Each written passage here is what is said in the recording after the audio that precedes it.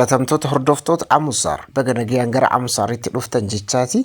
Irraan kana barnoota TikTokii lammaffaa bareedduu takka qabadhee isinii dhufee jira. Inni kunis akkamitti view baay'ee argachuuf seetingii sirreessuu qabnu tokkotu jira jechuudha. View hedduu argachuudhaaf yookaan comment like share hedduu argachuudhaaf TikTok irratti seetingii isin sirreessitan tokkotu jira jechuudha. Inni jalqaba seetingii keessan TikTok app irra deemuudhaan klik gootanii gara keessaatti ni seentu jechuudha.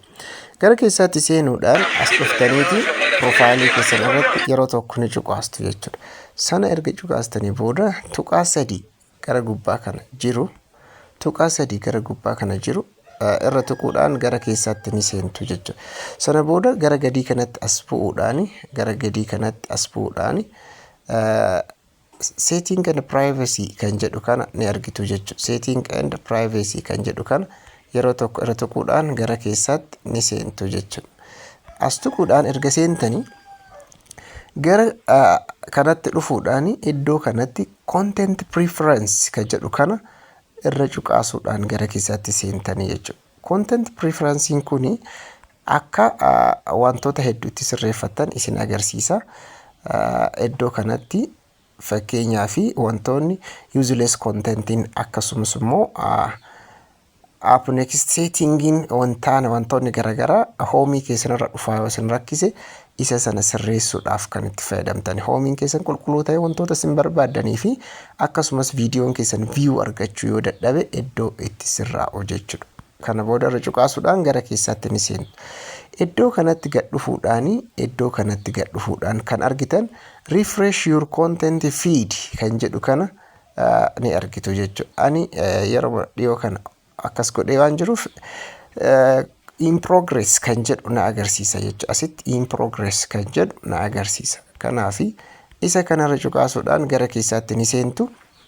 Ani yeroo darbu stop godhee irra deebi'ee refresh gochuu ni danda'a. Stop godhee sana booda irra deebi'uu ni danda'a jechuudha. Asitti stop erga godhee booda asitti kan isin argitan kuni will temporarily show your popular video you may not normally see. Inni kun viidiyoo keessan normaal ta'e hoomii keessan irratti akkamitti akka mul'atuuf namoota bira dhaqqabu akkaataa watch like comment and share video so we can learn your preference. Inni kun akkaataa viidiyoon keessan like share comment hedduu argachuuf itti sirraa'u jechuudha. Once refreshed you feed you should feel more personalized ta'e viidiyoon keessan akkamitti akka bifa isin barbaadan sanaan deemee namoota ilaaluu barbaadan bira itti dhaqqabu jechuudha. Fakkeenyaaf iddoo kanatti kan argitan waanuma kana iddoo itti sirraa'u jechuudha. Iddoo itti sirraa'u. Yaadonni sadan kun iddoo itti sirraa'u. Kanaaf isa booda iddoo kana dhufuudhaan gara gadii kanatti start kan jedhu kana irra tuqxanii jechuudha. Start jechuudhaan akka progressii jalqabu gootan. Inni kun why did you refresh your feeds kan jedhu kana biratti wantoota hedduu isin rakkisan achirratti isin rakkisan guutuu ni dandeessu. Fakkeenyaaf useless contentiin jira, app setting contentiin jira. Isaan kana keessa yaada jiran sirreessuudhaan waan asii barbaadan itti guutuudhaan erguu ni dandeessu jechuudha. Irrelevant content, misleading content, repetitive content, triggering content kan jedhu kana erga gootanii sana booda isa kana submit jechuudhaan keessaa ni baatu jechuudha. Turtii yeroo ta'e keessatti process godhee sana booda isinii sirreessaa jechuudha. Isa kana kanumaan sirreessitanii view hedduu argachuu ni dandeessu jechuudha. Inni kuni gara kanaatti dhufee immoo asuma jala gara settingitti duubatti deebuudhaan iddoo kanatti wanta keejii garaagaraa qulqulleessuu qabdu jechuudha. Keejii kan isa kana guyyaa 5 yookaan 10 akkasumas baatii tokkoon yoo gootan baay'ee isin fayyada jechuudha.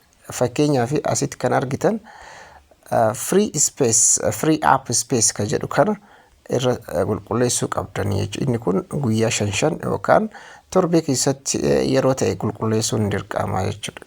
Isa kana irra tuquudhaan gara keessaatti ni seentu. TikTok data bakka jedhu kana jalatti calculating jedhee haga inni xumuruuf ni eegdu jechuudha. Iddoo kanatti calculate godhee hanga inni xumuruuf ni eegdu jechuudha.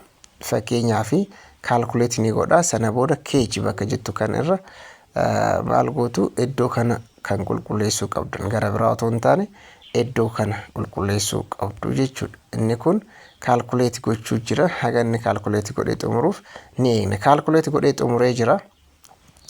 Keejiin asitti argamu 143.4 meegaabaaytii waan qabatuuf isa kana dirqama qulqulleessuu qabdanii jechuudha. Isa kana ni qulqulleessitu.